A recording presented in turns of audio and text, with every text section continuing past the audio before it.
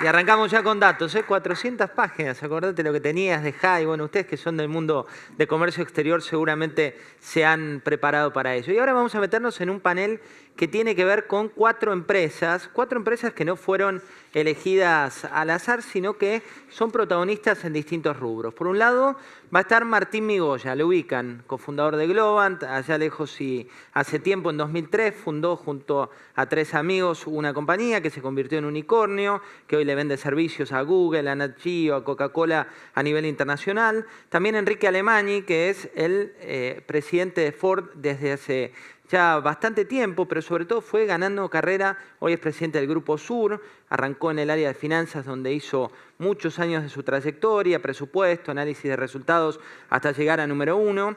Después Javier Madanes Quintanilla, hoy lo leen en La Nación, no suele dar muchas notas, coincidió justo que lo tenemos en el evento y que viene aquí a charlar con nosotros. Es presidente de Aluar, de muy bajo perfil, una empresa que exporta a Brasil, a Latinoamérica, a Estados Unidos, a Japón, que tiene varios proyectos también por allí. Y Romain Corneille, que es el CEO de San Miguel desde enero de 2014 y que tiene su trayectoria directorio de Avex, de Quickfood, trabajó en Grupo Bemberg, también ingeniero industrial, pero sobre todo tiene que ver con las exportaciones citrícolas que hoy son tan protagónicas. Así que los invito a subir a ellos cuatro, a los 4 protagonistas, para hablar ahora durante los próximos minutos de este título que le hemos puesto que se llama Empresas que salieron al mundo. Enrique, por favor.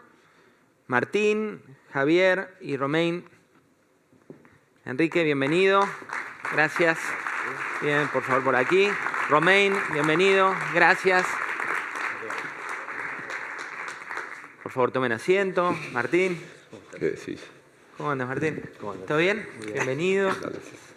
Javier, me gusta que vengan con el diario, eso siempre, ¿eh? Ustedes, vamos a ponerlo como clave, siempre hay que traer La Nación cuando subamos al escenario, ¿no? La Nación bajo me gusta. el brazo. Acá lo tenemos en la aplicación y por acá por la tele, está todo cubierto. Bueno, bienvenidos. Arranquemos, Romain, por ti y por cómo está hoy danos la ficha técnica de qué es hoy en términos de exportaciones citrícolas San Miguel. Bueno, San Miguel ya es una compañía de origen argentino que se internacionalizó no solamente como exportador, sino en realidad a través de nuestro modelo, que es un modelo basado fundamentalmente en el mercado, y mirando muy cerca qué es lo que está ocurriendo ahí, lo que fuimos viendo es que pasamos de un modelo de push a un modelo de pull. O sea, nosotros mandábamos la fruta a destino y después veíamos qué hacíamos. Hoy todo lo que hacemos está orientado a programas con supermercados en lo que es el fresco, a contratos inclusive de largo plazo que van hasta 25 años con nuestros clientes que son un B2B en el negocio de alimentos procesados. Ahí no competimos con ellos y a partir de eso empezamos a generar distintos orígenes. Hoy tenemos presencia importante en Uruguay, tenemos un proyecto importante ahí, hemos crecido muchísimo en Sudáfrica y seguramente lo saben, hace aproximadamente un mes atrás hicimos una inversión importante en Perú. Y todo esto estuvo no fundamentado en algo que nosotros veíamos, sino en lo que el mercado nos estaba reclamando. ¿Hoy por cuánto exportan? Y hoy estamos en el orden de los 350 millones de dólares. Enrique, en el caso de Ford, ¿cómo es el mapa de exportaciones? Uno asocia automotrices del mercado local con Brasil. ¿Es así? ¿Es puramente Brasil? No, en general la industria está concentrada en exportaciones a Brasil. En nuestro caso, de nuestra producción, el 50% es exportaciones. De ese 50, 35 va a Brasil y el resto es fundamentalmente en México y el resto de los países de Latinoamérica, Chile, Perú, Uruguay, Paraguay. Pero claramente después de Brasil está México como mercado más importante en cuanto a volumen. Martín, cuando uno mira servicios, 13.000 millones de dólares son las exportaciones que mueve el país en términos de servicios de alto valor agregado. ¿Cuánto incide Globant ahí? Más o menos la estimación nuestra de exportación de este año es alrededor de 400 millones. Pero es un mercado que está muy atomizado, ¿no? Está dividido entre muchos players. Y lo interesante que tiene es que hay players grandes y también hay players muy chiquitos. Y todos pueden exportar, entonces ahí se genera como una especie de democratización de la capacidad de exportación, ¿no?, de las empresas. Javier, cuando uno mira al lugar tenés 40% de FATE a Brasil y LATAM, ¿y cómo sigue en el grupo? Digo, ¿también aparece Japón, por ejemplo? El origen de Aluar, o sea, en los años 70, el mercado importante era Asia. Con el correr de los años, con el crecimiento de China, de la producción en China, todo esto se fue derivando. Hoy en día el principal comprador de metal es Estados Unidos. Y yo diría el segundo comercio internacional que tenemos es China. Y hablando de volúmenes, ¿cuánto están exportando hoy? Hoy estamos entre los 800 y los 900 millones de dólares por año. ¿Y creciendo en términos de lo que producen para afuera? Bueno, hemos crecido particularmente este año por un tema de mejora de precios de los commodities, más o menos de los términos que se mencionaba en el panel anterior. Los volúmenes ya a partir de hoy dependen de inversiones nuevas que podamos concretar. Enrique, ¿qué tan competitivos somos? Creo que en la industria manufacturera en general y en la automotriz en particular, hoy, si nos comparamos con los principales competidores nuestros en Latinoamérica, que es Brasil, creo que hacer un auto en Argentina cuesta 25% más caro. ¿Por qué? Fundamentalmente tenemos algunos problemas de escala, pero tenemos un problema con la estructura impositiva en cuanto a la presión impositiva, pero sobre todo también al perfil de la estructura impositiva, que está muy enfocada en lo que es el trabajo, la producción, sea del sector industrial como de cualquier otro sector. Nosotros tenemos también impuestos muy dañinos, como el impuesto a los ingresos brutos, tasas municipales que pasaron de ser tasas casi a ser impuestos porque terminan financiando las necesidades de los municipios, y eso hace que la carga impositiva esté más enfocada en la producción que, como en el caso de México principalmente y en Brasil, está más distribuida por el lado de la comercialización, con lo cual el impuesto cae tanto sobre la producción nacional como también sobre las importaciones. Así que hay un tema de mejorar la estructura impositiva y cambiar el perfil de nuestros impuestos para generar una mejora en la productividad de nuestro sector. Tenemos otros temas, tenemos temas logísticos a trabajar de infraestructura, y también tenemos un tema de los impuestos al trabajo que son más altos que en Brasil y en México. En México no hay impuestos básicamente al trabajo, así que nosotros tenemos cargas sociales y otros impuestos que nos hacen no competitivos. Hoy el costo de una hora de producción en Argentina es 50% más cara que en Brasil y el doble que en México. ¿50% más caro el costo de una hora? Sin hablar de productividad, estoy hablando del costo de una hora. Que en definitiva, paga al pelear producción. inversiones, peleas con Brasil, peleas con todo el mundo. El sector, nosotros apuntamos en la industria automotriz a una integración porque la industria requiere escala. Es muy difícil tener producción, que es de una industria que es capital intensivo, solamente para abastecer el mercado argentino. Así que la estrategia fue integrarse con Brasil y a partir de ahí intentar seguir integrándose con el mundo, pero para eso necesitamos mejorar realmente la competitividad, y en eso estamos trabajando, toda la cadena de valor, inclusive con el plan de 1 millón de unidades para el 2023, que es un objetivo cuantitativo que establece una meta, apunta a atacar estos problemas estructurales que nos permitan competir, porque hoy hay un 50% de exceso de capacidad instalada en la región por la crisis de Brasil. Así que claramente los proyectos de inversión van a ir a las plantas, a las locaciones que ofrezcan la mejor rentabilidad, y ese es nuestro desafío, es trabajar en la micro también mientras trabajamos en estos temas macro para hacernos más eficientes y lograr generar nuevos proyectos de inversión. ¿Lo mismo ocurre en términos competitivos cuando uno se mete en el negocio de los cítricos? Ahí tendríamos que, digamos, nosotros lo que miramos es cómo se produce en el hemisferio sur para la contraestación, y lo que tratamos de ver es producir y generar de acuerdo con lo que es la competitividad de cada uno de los países, y por otro lado las ventanas y las variedades que mejor se dan. O sea que en ese aspecto no vemos el tema de la competitividad como un problema. Y tal vez, para darte un ejemplo, este año Tucumán en limones va a producir en promedio, y hablemos de hectáreas nuevas, viejas, no importa, en el orden de las 28 toneladas por hectárea. Eso mismo en Sudáfrica produce 65. Entonces, el problema que tenemos no es ni la infraestructura, ni el tipo de cambio, sino que lo primero que tenemos que mirar es cómo pasamos a producir 50 o 60 toneladas por hectárea en nuestros propios campos. Y a partir de ahí, entonces sí, podemos empezar a discutir de todo lo otro. Pero si empezamos, digamos, por el final y queremos ser competitivos por el tipo de cambio, ahí estamos muertos, ¿no? O sea, sí, tenemos costos laborales altos, pero también tenemos en lo que es Tucumán una mano de obra que es sumamente competitiva en términos de productividad. O sea, produce casi 2 o 3 veces más que en Sudáfrica. Entonces, yo creo que la ecuación es un poquito más compleja, ¿no? Javier. Bueno, cada uno tiene su historia, ¿no? O sea, los sectores yo creo que no son comparables.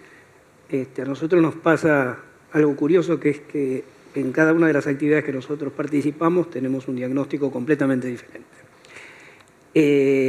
Obviamente depende de una serie de factores. Yo creo que lo primero que hay que hacer es verlo, digamos, aquellos campos donde uno puede trabajar.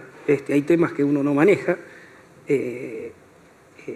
Argentina tiene una característica que históricamente el gobierno de turno siempre ha tenido un fuerte manejo de los precios relativos de la economía y el sector privado ha tenido poca posibilidad de participar de esa discusión. Y este es un dato. Entonces, desde el momento en donde uno no puede participar activamente de la discusión de los precios relativos, y el salario es uno de ellos, el tipo de cambio es otro de los precios relativos donde uno tiene poca posibilidad de participar, no digo que eso sea bueno o que eso sea malo, pero sí es un dato histórico, entonces uno tiene que empezar a mirarse más en los problemas internos y en las posibilidades de cambio internas que uno tiene. Y ahí es donde creo que todavía hay un camino muy, muy largo para recorrer, donde creo que en el promedio general somos un país, un sistema productivo altamente ineficiente todavía, en algunos casos mucho peor que en otros, a veces por temas gremiales y a veces simplemente por ineptitud de el manejo de ciertas operaciones. Voy a dar 2 tips que nada tienen que ver con medidas que el gobierno pueda tomar en forma directa, pero que sí hoy afectan seriamente al sector de los bienes industriales, de los transables. El primero es el tema del ausentismo. El ausentismo hoy es un problema en Argentina sumamente grave en todos los sectores. Para no tocarlo en el terreno industrial, hubo una discusión muy fuerte a comienzos de año que marcó de alguna manera la pauta salarial para el resto de la economía y en donde sorprendentemente el tema central parece que fue la discusión salarial. Mientras se discutía el tema salarial, no se logró discutir a fondo porque los cuerpos docentes tienen un ausentismo del 25%. Eso mismo ocurre en el sector industrial. Ninguna economía, ningún sistema puede funcionar con determinado tipo de grados de ineficiencia o de falta de compromiso. Nosotros en algunas de las plantas este problema del ausentismo es un problema sumamente grave. Otro de los problemas sumamente graves es el aprovechamiento integral de los equipos. Hay sectores que pueden hacerlo y hay otros sectores donde hoy curiosamente no se ha podido incorporar en Argentina lo que se denomina en el tema industrial silla caliente. O sea, el operario que entra no está tomando una máquina en funcionamiento, sino que hay un espacio entre el operario que entra y el operario que sale y un periodo de tiempo muy largo. En algunos casos, en algunas plantas nuestras, nosotros estamos perdiendo un promedio de 3 horas diarias de máquina parada por el hecho de tener que ofrecerse a una determinada ceremonia en los cambios de turno. Estos son pequeñas notas que se dan obviamente en cada sector de manera distinta, pero un poco la conclusión que yo digo es, al Estado hay mucho que pedirle, y hay muchos cambios, hay muchas reformas que va a haber que hacer necesariamente, pero también, digamos, cada sector en sí va a tener que mirarse para adentro y va a tener que adaptarse, si no, la Argentina va a tener una pérdida de sectores en los próximos años muy fuerte. Es interesante, ¿no?, cómo nos vamos metiendo en distintas realidades. Y en el mundo de los servicios de alto valor o valor agregado, ¿cómo está la competitividad? Mira, acá la cosa es ligeramente distinta en términos que Globan opera en muchos países de América Latina y tenemos la oportunidad a diario de poder mirar parámetros y comparar países. La Argentina es uno de los más caros, sacando Uruguay, Argentina está segundo en términos del costo de los profesionales, pero sin embargo la relación precio-calidad sigue siendo muy buena. O sea, el retorno te da mejor por más que el costo sea mayor. El costo es mayor, pero el retorno es bueno. Ahora bien, eso hay que tener cuidado porque ese tema de precio-calidad, si el precio sigue subiendo, entonces en algún momento empieza a deteriorarse, ¿no? Y por otro lado vemos que los problemas que tiene la Argentina están mucho más basados en la producción de talento entrenado, porque el talento intrínsecamente existe en el país, pero sí hay un problema de cómo los entrenamos y cómo los producimos. Hay otro problema que me he cansado de hablar de este tema, pero la idea de que los chicos estudien ciencias y estudien cualquiera de las ingenierías que corresponda o que sirva para el desarrollo tecnológico de un país, yo creo que esos son los problemas que a la Argentina hoy le quitan competitividad en nuestro sector. Obviamente, si vamos a los juicios laborales y si vamos a un montón de otros lados, hay muchas cosas por cambiar por parte del gobierno. Creo que, como comentaba el otro día Marcos, el tema de la reforma, Marcos Halperin, el tema de la reforma brasilera va a tener un impacto en la Argentina bastante grande, difícil de medir. Pero todas esas cosas son cosas que hay que ir arreglando para que estructuralmente la Argentina sea un país más competitivo. Y coincido con Javier, cada empresa después tiene que mirar para adentro y no solo pensar en el tipo de cambio, sino pensar en todas las ineficiencias que tenemos adentro para poder hacerlas más productivas y tener una compañía mejor, ¿no? Y creo que estos momentos son los momentos en donde baja el agua y uno puede agarrar y arreglar todas esas cosas y mirarlas con más claridad para poder tener una mejor empresa y para ser más competitivo por otros medios, ¿no? El tuit al que hace referencia, en este caso Martín, de Marcos Halperin, fue y habló concretamente de la situación en Brasil. Dijo que esta reforma en Brasil va a generarle para Argentina dos cuestiones. Una, o sale el Mercosur. Dos, o va a tener que buscar una alternativa superadora a esa reforma, porque si no, dijo, se pueden perder millones de puestos de trabajo. Vos, Enrique, tenés el sombrero de Grupo Sur, que en realidad no abarca Brasil puntualmente, pero históricamente Argentina y Brasil se complementan y también compiten en este mundo de las inversiones. ¿Cuánto nos incide la reforma laboral brasileña en el futuro? Mira, hay que verlo, como decía, cada empresa es particular, porque lo que la ley nueva permite es convenios entre privados que puedan modificar básicamente las pautas nacionales. Y nosotros, obviamente, somos una industria de muchos años y tanto en Argentina como en Brasil tenemos sindicatos muy fuertes y tenemos acuerdos de hace muchísimos años. Entonces, todo va a tener que ver con las condiciones que se negocien en cada una de las plantas. Primero, nosotros realmente, yo tengo el Grupo Sur, pero estoy integrado a lo que es una unidad total de Sudamérica, porque no existe un negocio de Argentina per se, nosotros tenemos un negocio integrado. Somos Sudamérica, pero la integración fundamentalmente es Argentina y Brasil, porque son los que tenemos las bases productivas. El resto de los países importan productos o del Mercosur o del resto del mundo. Así que cuando analizamos una inversión, claramente miramos que tenemos los mismos procesos productivos en todas las plantas, sea en México, en Argentina, en las 90 plantas de fuera del mundo, tenemos los mismos procesos productivos, la misma capacitación. Entonces, la comparación es bastante simple, en donde tenés más flexibilidad, donde tenés mejor estructura impositiva, donde tenés capacidad de adaptarte a cambios rápidos en la industria. Y en cada uno de esos factores nosotros tenemos que demostrar que estamos ofreciendo una condición de competitividad al menos similar a la de Brasil. Y respecto a tu pregunta, respecto a la reforma impositiva, va a depender de qué es lo que negocie cada una de esas plantas. Lo que ellos sí lograron es tener una flexibilidad muy grande para negociar en el futuro modificaciones en el convenio que le permitan hacer rentables futuros proyectos de inversión. ¿Te parece positiva esa reforma? Sí, todo lo que te genere la posibilidad de discutir las condiciones de trabajo y para adaptarte a una industria que es dinámica y que genera oportunidades de productividad en distintas plantas y que rápidamente se pueden copiar, ayuda. Nosotros ya tenemos hoy una buena relación con el sindicato, con el SMAT, y estamos trabajándolo, pero obviamente hay un largo camino a recorrer para poder igualar las condiciones de las plantas más avanzadas de fuera en el mundo.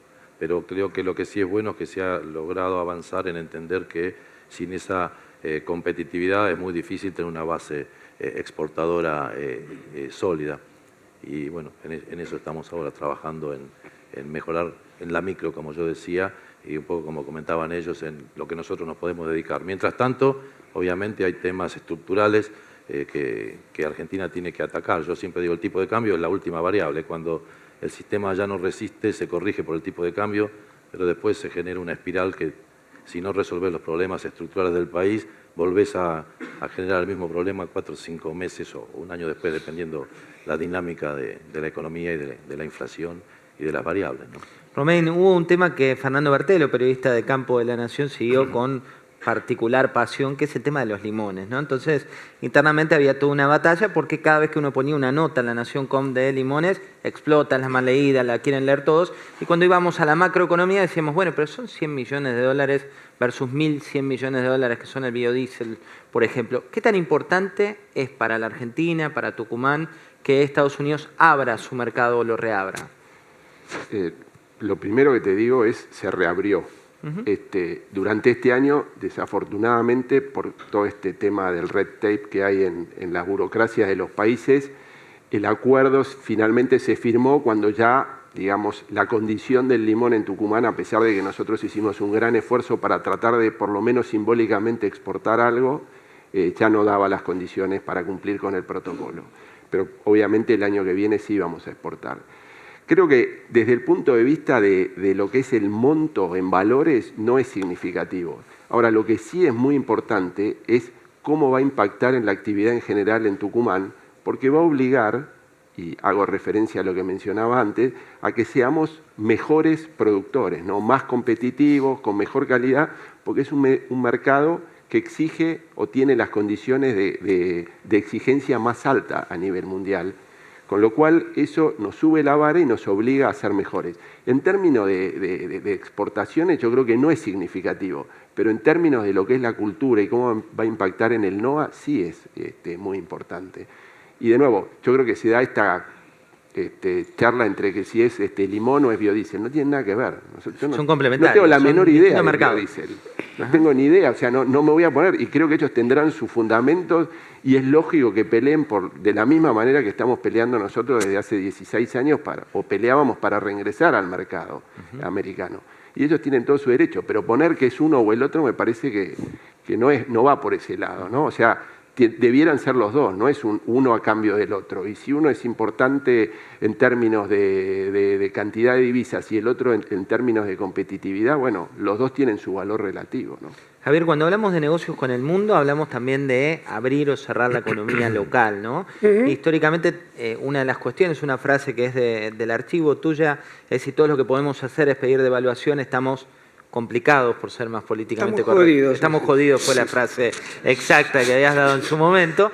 Pero cuando hablamos de abrir o cerrar la Argentina al mundo, ¿cuál es tu postura? No, lo primero que los jodidos, yo diría que se tome relativamente. Benedetti usa mucho el término hablando de la poesía del amor, así que no le demos tanta trascendencia. No le damos tanta trascendencia, estamos jodidos entonces. Muy bien, podemos repetirlo. Lo importante es lo otro, yo creo, claro, y lo correlaciono un tanto con lo que hablaba antes. El tipo de cambio no es algo que dependa de un agente del sector privado, es parte de una política del gobierno que gestiona. Por alguna razón el gobierno que gestiona ha sido seleccionado por el pueblo y tiene un periodo de tiempo en el cual va a aplicar una determinada política, y el tipo de cambio es uno de los precios relativos de la economía, que nos puede gustar más o nos puede gustar menos. El tipo de cambio no funciona aisladamente, funciona, insisto, en un concierto de precios generales. Y lo que uno tiene que observar es cómo juegan los precios relativos en su conjunto dentro de la economía. Ahora bien, ¿podemos los agentes privados actuar directamente sobre eso? Yo creo que no. Lo que nosotros tenemos que hacer es, en función de los precios relativos que el gobierno propone, con una restricción que el gobierno va a tener, y esto sí que es importante, que esa propuesta va a tener que en el largo plazo pasar la restricción de la capacidad de endeudamiento. O sea, el gobierno va a tener que poder financiar esa política en el largo plazo. El crédito inicial, cualquier gobierno lo tiene, la confianza permite generar un espacio de tiempo, pero en el largo plazo el programa va a tener que ser autosustentable. Si queremos ir en concreto a esta propuesta actual, que ya lleva 2 años, esta propuesta actual sigue siendo sólida desde el punto de vista de la confianza del exterior hacia la Argentina y lo va a hacer por un periodo de tiempo más largo. Yo creo que un mínimo de entre 2 y 3 años, sin todavía tener la urgencia de demostrar excelentes resultados, existe. Ahora, luego de ese tiempo vamos a tener que obligatoriamente mostrar resultados. Queremos poner 3 años, algunos pensarán que 4 y otros pensarán que 2. Pero hay un tiempo. Ese tiempo hay que aprovecharlo para actuar y para adaptarnos al nuevo sistema de precios relativos propuesto. Si nosotros no podemos adaptarnos, bueno, hay 2 posibilidades, o que determinados sectores fracasen y salgan de la película, o que el conjunto fracase y lamentablemente el programa no sea aplicable en su totalidad. Esa es la oportunidad que tenemos, bueno, tenemos que ver cómo la aprovechamos. ¿Cuántos tomaron nota de esto? Yo creo que la gente va tomando nota, en algunos casos se juega un poco más, en otros casos se juega un poco menos. La elección de medio término creo que sirve a estos efectos para ratificar la confianza en una gestión. Creo que el gobierno va a tener una muy buena elección de medio término, pero no va a haber que dormirse en los laureles. O sea, lo peor que puede existir es creer que con la confianza por un éxito político eso alcanza para ganar un tiempo indefinido. Eso no alcanza. El tiempo no surge y los cambios los tenemos que producir y cada uno desde su sector. Martín, en estos negocios con el mundo de los que hablamos hoy, hay también 4 compañías, ya debes estar cansado que te hablemos de los unicornios, ya la gente entendió que son empresas que tienen una evaluación de mercado superior a los $1.000 millones, pero la semana pasada despegó finalmente con su apertura de capital en el NICE, ustedes ya están en Estados Unidos, abrieron su capital hace ya mucho tiempo, Mercado Libre también, se viene OLX en algún momento. ¿Qué tan importante es eso, que las empresas argentinas logren tocar la famosa campanita? A ver, tiene mucho de mito inventado por los periodistas. Pero nos encanta el mito. De relato, mito no, decirle de relato, de romanticismo. No, es algo muy romántico, pero independientemente de lo romántico, yo quiero resaltar 2 o 3 cosas importantes que han pasado en el proceso de hacer el IPO, ¿no? Un IPO es un proceso largo, es un proceso que necesita muchas estrellas alineadas. Por ejemplo, la semana pasada salió Despegar, súper exitoso, súper demandado el papel Claramente no hay papeles en el mercado hoy dando vueltas que tengan riesgo argentino y que tengan clase mundial y que estén saliendo en este momento. Así que la demanda fue fenomenal. Lo más interesante que se produce son 2 cosas. Lo primero es la disciplina que la compañía tiene que adquirir para poder hacer el IPO. Porque la predictibilidad que necesita, la cantidad de procesos que tiene que cumplir, etcétera, hace que la compañía termine siendo una compañía mucho más sólida, después que antes, ¿tá? Entonces, ese es el primer impacto. Ahora, eso lo podría lograr en cualquier bolsa, en la bolsa de Argentina o en la bolsa de Estados Unidos. O sea, ¿por qué vamos a la bolsa de Estados Unidos? Y es una pregunta muy típica que también nos hacen. Y la realidad es que el mercado de capitales para las industrias en las cuales los unicornios, como decís, están mucho más desarrollados allá que acá. Uno va allá y hay inversores que se dedican toda la vida a invertir en compañías como Globant. Inversores que se dedican toda la vida a invertir en compañías como Despegar y en compañías como Mercado Libre. Entonces, creo que el gran paso, José, que tiene que dar la Argentina en esto es realmente hacer una nueva regulación del mercado de capitales, que hoy está muy golpeada por ejemplo, la famosa cláusula, creo que es el artículo 20, que hace que un director del Estado pueda tomar prácticamente control de la compañía. Hay que limpiar esas cosas y empezar a volver a desarrollar el mercado local. Estamos evaluando con algunos otros la idea de hacer el IPO también acá en la Argentina para empezar a ¿Con algunos otros a quiénes te referís? Bueno, los que conocés. Mirá qué bien. Vieron que no era tan invento, los periodistas ya vamos a... Está muy bien. Un poquito más, contanos, Martín. Un poquito más, algún dato más de ahí. No, estamos evaluando la idea de decir, salgamos también en la bolsa, argentina. Y la idea de que el mercado de capitales argentino tome un volumen y tome un desarrollo y tome una especialización en las industrias en las cuales la Argentina puede hacer una diferencia, me parece muy, muy relevante para el futuro del país. Bueno, hay desafíos por delante y les propongo hacer un ranking de 3 desafíos principales que tiene la Argentina para hacer negocios con el mundo en esta nueva etapa. Vamos a hacer de cada uno 3. Cuando se repiten vale decir un cuarto, un quinto para tener el decálogo de cuáles son los negocios con el mundo que hay por delante. Arrancamos, tenés la suerte, Enrique, de ser el primero con los 3 desafíos principales que tiene Argentina para seguir creciendo con el mundo.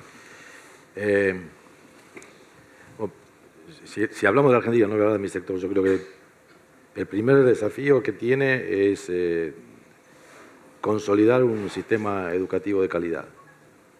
Creo que nosotros estamos viviendo, siempre decimos que tenemos una ventaja competitiva importante, pero me parece que esa ventaja se está achicando a lo largo de los años y necesitamos volver a reforzar claramente la educación. Eso ya pensando más en los próximos 10 a 15 años. Hoy tenemos un inventario de gente o gente que está recibiendo que nos permite competir, pero claramente hay una gran parte de la población que, como está evolucionando el mundo, si no trabajamos fuertemente en educación va a quedar claramente excluida, y eso es un problema porque para sustentar el crecimiento del país, porque también es una carga, además de ser un problema social, es una carga de costo para sostener una sociedad con una desigualdad muy grande. Después creo tenemos un desafío de tener claramente planes sostenibles en el tiempo con una visión de largo plazo. Estamos cambiando la receta en cada gobierno, o sea, cada uno que entra es como que refunda la Argentina y la refunda para un lado o para el otro, con lo cual no hay consistencia en lo que hacemos. Y el tercero, tenemos creo que tener una mentalidad de integrarnos al mundo, y para integrarse al mundo hay que competir y ser mejores que el resto en cada uno de los aspectos, sean de costos, sean de productividad, en cada uno de los aspectos de los negocios. Son 3 áreas donde la Argentina ha tenido, me parece a mí, debilidades, y es lo que ha hecho que nosotros hayamos ido pasando de ser un país de los más importantes a un país promedio. Romain. Diría, el primer punto es un tema de infraestructura, especialmente nosotros que en el caso nuestro vamos de Tucumán hasta los puertos, son en el orden de los 1.200 kilómetros, y si miramos lo que se ha hecho en los últimos, ahora con el Plan Belgrano, especialmente para el NOA, empezamos a ver algunas cosas, pero no se ha hecho un kilómetro de ruta en el gobierno anterior, creo que no hicieron nada, inauguraron lo que se había inaugurado 20 años antes, pero jamás construyeron un kilómetro. Está la foto, ¿no? Uno ve la foto y dice, pero esto ya no lo dimos, sí, lo dimos hace 5 años. ¿Y esto lo dimos? Sí, lo dimos. Nos pasó con un fatídico tren que se reinauguró esa obra bueno, miles de veces. El tema de los trenes es otra de las cosas, el tema de infraestructura en los puertos y los puertos mismos. Nosotros en Sudáfrica estamos a 20 kilómetros del puerto, en Uruguay a 50, en Perú a 100, o sea, las distancias impactan negativamente si además no tenemos las condiciones adecuadas. Así que diría que ese es el primer punto. El segundo creo que es un tema más complejo y de mucho debate y tal vez polémico, pero me parece que el sector privado, el sector público, o sea, el gobierno, los empresarios, los inversionistas y los gremios tienen que tener una charla un poquitito más adulta y madura para resolver este problema que no termine en una paritaria, donde en definitiva lo que sucede es que buscamos la manera de reemplazar la mano de obra por automatismo. Y al final le trasladamos el problema al gobierno, el problema lo tiene el gremio, entonces la conquista de una determinada paritaria en un año significa el problema en 2 o 3 años, tanto para el gremio como para el gobierno. Entonces me parece que ahí hay que dar una charla muy profunda y buscar mecanismos distintos a los que estamos acostumbrados y tener, digamos, sentarnos en esa mesa, sacarnos todas las caretas si se quiere y tener una charla compleja, pero que hay que tenerla, porque la realidad es que es un círculo que vuelve, ¿no? O sea, siempre alguien lo termina pagando esto. Y el tercero es un tema que creo que complejísimo, que es todo el tema fiscal, ¿no? O sea, cuando uno termina viendo la cantidad de cosas que paga por operar en una localidad o en otra, es complejísimo y nadie termina de entender para qué y qué servicio nos da. O sea, debiéramos ir a un sistema que sea mucho más simple, mucho más claro, mucho más transparente y que motive al privado a invertir. Ahí hay un dato, después de octubre se viene una mayor transparencia de los datos concretos de las provincias. Para que se den una idea, en Entre Ríos versus Misiones, si competís por una planta pastera, en Misiones pagan ingresos brutos a las exportaciones. Top 3. A ver, coincido con el tema de educación e infraestructura, esos son temas centrales que el país no puede sacar de la vista. Lo primero que me gustaría mencionar es el entendimiento que más allá de la industria y el agro, los servicios son, en el nivel de PBI per cápita que tiene la Argentina hoy, los servicios son el gran generador de empleos hacia el futuro. Cuando me refiero a servicios no estoy diciendo solamente servicios, José, de valor agregado, servicios basados en el conocimiento, estoy hablando de un montón de servicios. Servicios que además tienen un impacto transversal en todas las industrias, porque son servicios que se pueden aplicar con la innovación, podemos ir a muchas industrias y las mismas industrias pueden alimentarse de esos servicios para tener productos más innovadores, de mayor valor agregado y salir al mundo. Eso para mí es una conciencia que tenemos que tomar los argentinos, que es no solamente el agro, no solamente la industria, sino que son los servicios los que generan la gran diferencia para sacar a muchísima gente de la línea de la pobreza, ¿no?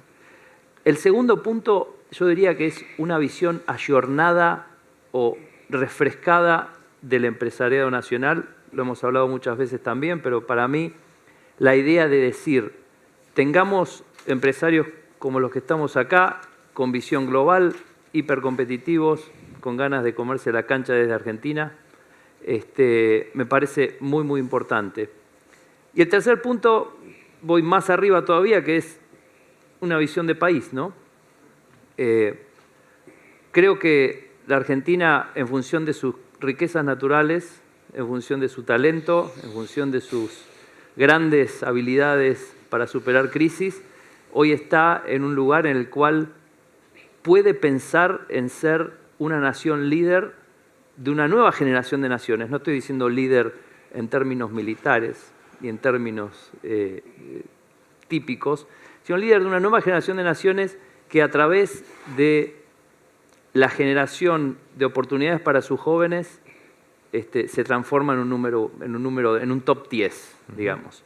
Y esa también es una visión que a veces los argentinos decimos, pobrecitos los argentinos, ¿no? Y con todas las cosas que tenemos a veces me dan ganas de decir, bueno, pensemos en ser top 10 de alguna forma, de acá a 20 años o a 30 años, lo que haga falta, para que muchísima gente pueda tener oportunidades.